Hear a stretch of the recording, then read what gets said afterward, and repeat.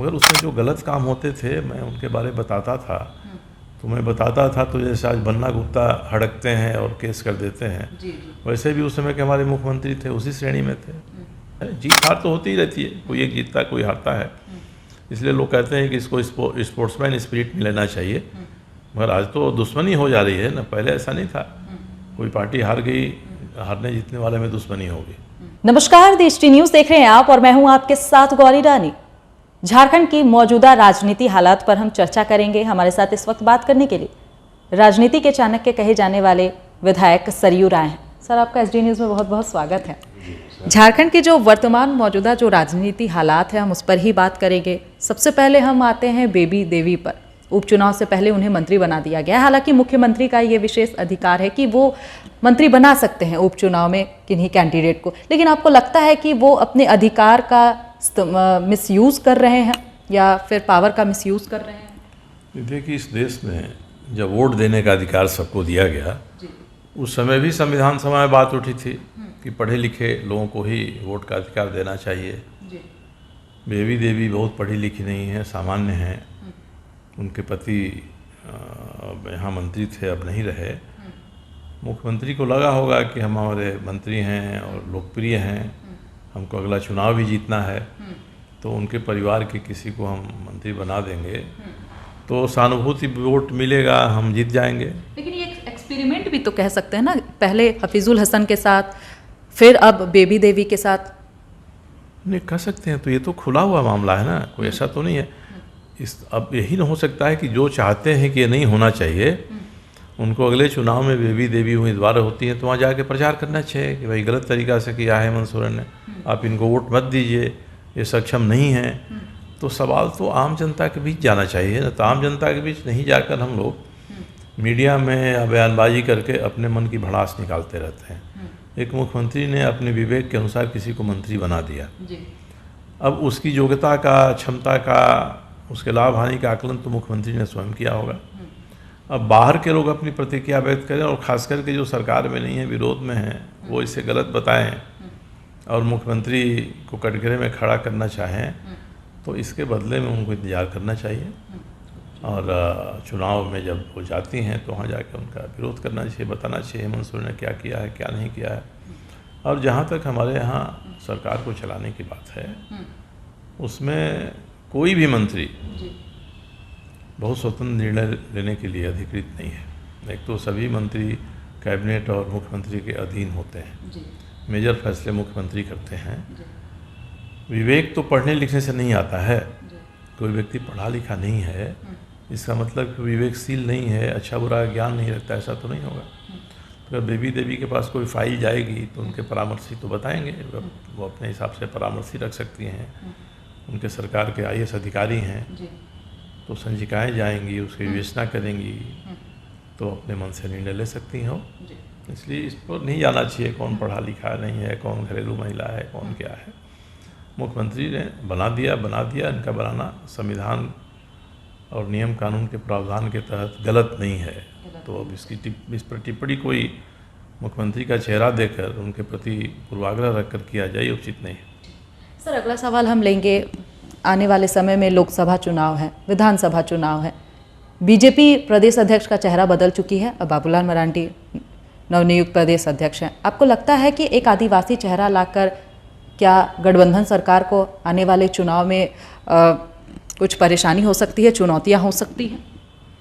देखिए, गठबंधन की सरकार तो 2019 में एक विशेष परिस्थिति में आई, क्योंकि उस समय जो मुख्यमंत्री थे उनको अपने प्रति बहुत अभिमान हो गया कि मैं इतना लोकप्रिय हो गया हूँ कि मैं डंडे से यहाँ की जनता को हाथ दूंगा, मैं जो कहूँगा वही सही होगा। तो उनके इस अभिमान को तोड़ने के लिए जनता ने वो तो कहते हैं कि वो कठोर नहीं, वो मतलब कड़क थे, कठोर नहीं थे। अब कड़क और कठोर में क्या अंतर है, थोड़ा मौका मिले तो आप लोग उनसे जान लीजिएगा कि वो कड़क थे मगर कठोर नहीं थे। तो इससे क्या लेना देना है जनता का? कड़क बहुत लोग हैं, योगी भी कड़क हैं, मगर कहाँ लोग इस तरह की बात कर रहे हैं। आप जो निर्णय लेते हैं, जो विचार रखते हैं और अपने साथियों के प्रति आपका जो व्यवहार होता है उसको तो जनता देखती है ना। अगर मन में अभिमान हो जाए साहब हम अब यहाँ मुख्यमंत्री लोग क्या करते हैं, मंत्री मुख्यमंत्री जाते हैं नीचे तो सहिया हैं, कौन कृषि मित्र हैं, कौन हैं, विभाग उनको हाँक देता है चलिए साहब आप भीड़ लगा दीजिए, और लोगों को लगता है कि हमारी लोकप्रियता से भीड़ आ रही है। या हमने कोई निर्णय किया और हम अपने मन में ही समझे कि हमने साहब बहुत बड़ा निर्णय कर लिया, अच्छा निर्णय कर लिया, और लोगों को नहीं पचता है। आप जिनकी बात कर रहे हैं उन्होंने CNT SPT में छेड़छाड़ कर दी तो जो आदिवासी समूह भाजपा के नज़दीक आ रहा था वो दूर हो गया। झारखंड की तो ये विडम्बना है कि जितनी सरकारें अब तक बनी हैं लोग कहते हैं कि पहले वाली सरकार इससे बेहतर थी। अर्जुन मुंडा जी बने, लोग कहते हैं बाबूलाल जी की सरकार अच्छी थी। मधु कोड़ा बने, लोगों ने कहा कि अर्जुन मुंडा की ही सरकार अच्छी थी। मतलब आप ये कहना चाह रहे हैं कि हेमंत सोरेन की सरकार है वर्तमान में लेकिन अच्छी थी रघुवर सरकार? नहीं, लोगों में ये बात आती है, रघुवर दास की सरकार को खराब कहने का मेरा कोई हक नहीं बनता है कि मैं उसमें मंत्री था, मगर उसमें जो गलत काम होते थे मैं उनके बारे में बताता था। तो मैं बताता था तो जैसे आज बन्ना गुप्ता हड़कते हैं और केस कर देते हैं, वैसे भी उस समय के हमारे मुख्यमंत्री थे उसी श्रेणी में थे, तो वो भी इसको अच्छा नहीं मानते थे। तो इसलिए मैं कह रहा हूँ कि लोग अपने आप में समझ लेते हैं कि हमारे जो सलाहकार उनसे मैं घिर गया हूँ और लोग हमारी वाहवाही कर रहे हैं। तो इसीलिए मैं ये कह रहा हूँ कि आज हेमंत सोरेन की सरकार के खिलाफ कोई बयान दे दे वही पर्याप्त नहीं है। अपने समय में हमने क्या किया और क्यों जनता ने हमको दूध में मक्खी की तरह से निकाल के फेंक दिया, इस पर भी तो थोड़ा बोलना चाहिए। कौन सा कारण था कि 2019 में भाजपा की सरकार दोबारा नहीं आ सकी? क्योंकि आदिवासी समूह भाजपा की ओर आकर्षित हो रहा था उस समय।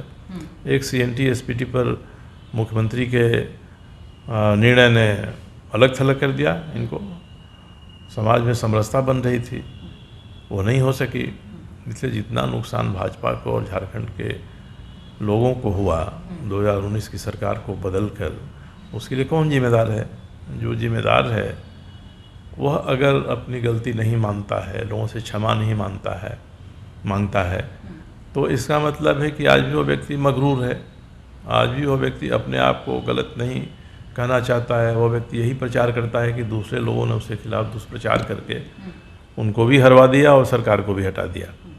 तो ये हेमंत जी के लिए भी है, सभी सरकारों के लिए है। जीत हार तो होती ही रहती है, कोई एक जीतता कोई हारता है। इसलिए लोग कहते हैं कि इसको स्पोर्ट्समैन स्पिरिट में लेना चाहिए, मगर आज तो दुश्मनी हो जा रही है ना, पहले ऐसा नहीं था। कोई पार्टी हार गई, हारने जीतने वाले में दुश्मनी होगी, लोग मानते थे चलिए। पूरी तरीके से जो राजनीति है और जो राजनीति करने का जो तरीका है वो बदल चुका है। राजनीति में दृष्टिकोण व्यावसायिक हो गया है। हमको क्या फ़ायदा है, घाटा है? आज जो विधायकों को जितनी सुविधाएं मिल रही हैं, जितने फंड मिल रहे हैं, जितनी पे मिल रहा है, कहाँ पहले मिलता था लोगों को के लिए जा रहे हैं राजनीति में। आज तो लोग भोग के लिए आना चाहते हैं कि मैं विधायक हो जाऊंगा तो मुझको इतनी सुविधाएं तो मिलेंगी ही मिलेंगी, मैं रौब दाब झाड़ने के काबिल भी हो जाऊंगा और लोग मुझसे भयभीत होंगे। ये बात हो जा रही है। तो उद्देश्य ही बदल गया है राजनीति का आरंभ में। और अब इस पर कभी समय आएगा जब लोग इस पर विचार करेंगे, देखेंगे कैसा होगा। हाँ सर, आखिरी सवाल लेंगे विपक्षी एकजुटता पर। एक बैठक तो हो चुकी है बिहार में, दूसरा शिमला में होना है। सरयू राय के बारे में बात करेंगे तो निर्दलीय सरयू राय क्या स्टैंड रखते हैं? देखिए, मैं तो न पक्ष में हूँ न विपक्ष में हूँ, कहा तो नर हूँ न नारी हूँ। तो मैं देखता हूँ विपक्ष में जो एकता की बात कर रहे हैं वो तो मेरे घनिष्ठतम मित्रों में से हैं। नीतीश कुमार जी हमारे सबसे अच्छे मित्र हैं और वो एक प्रयास कर रहे हैं। मैं उनके प्रयास की सराहना करता हूँ कि उन्होंने हाल ही में मुझे लगता है बिहार के मुख्यमंत्री नीतीश कुमार जी से मुलाकात भी किए थे। नहीं, मुलाकात होना नहीं होना बहुत महत्व की बात नहीं है। हम लोग के संबंध पुराने हैं, भरोसे के रिश्ते हैं। तो एक राष्ट्रीय स्तर पर मुहिम चलाकर अपने व्यक्तित्व को बढ़ा रहे हैं, बना रहे हैं। अब एकता का प्रयास, एकता कितना सफल होगी और एकता सफल भी हो गई तो सरकार बदलने में कितना कामयाब होगी, यह अलग विषय है।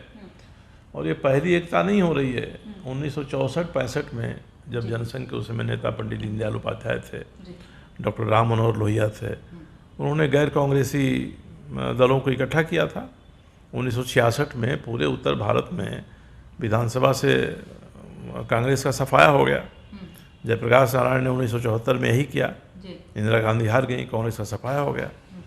तो उसमें जो गैर कांग्रेसवाद था आज गैर भाजपावाद के रूप में उभर रहा है। तो ये सिलसिला चल रहा है बहुत दिनों से, आज ऐसा नहीं है कि नया है। ये पहले के प्रयोग सफल हो गए तो ये भी सफल हो जाएगा, ऐसा नहीं कहा जा सकता है। इसलिए इसके बारे में कोई भी आज बड़ी ये सोच के साथ, विचार के साथ नहीं कह सकता है कि एकता का फलाफल क्या होगा। एक तो विपक्षी एकता होनी है, विपक्षी एकता होती है तो विपक्ष मजबूत होता है, कमज़ोर होता है, जैसे शरद पवार जी के साथ हो गया। तो एकता हो भी जाएगी तो एकता पहले इतनी मजबूत नहीं रहेगी।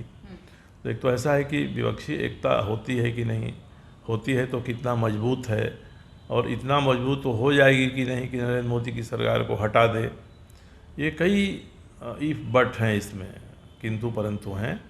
मगर अगर कई विपक्षी दल सोचते हैं कि हमको इनको हटाना है, एक होना चाहिए, तो लोकतंत्र में ये कोई नाजायज़ प्रयास नहीं है, लोगों को करना चाहिए, करते रहना चाहिए, जनता फैसला लेगी अंत में।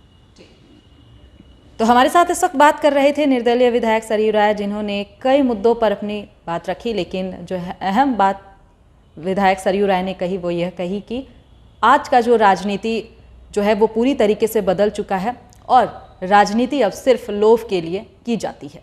फिलहाल इस खबर में इतना ही। तमाम और खबरों के लिए बने रहें दृष्टि न्यूज़ के साथ।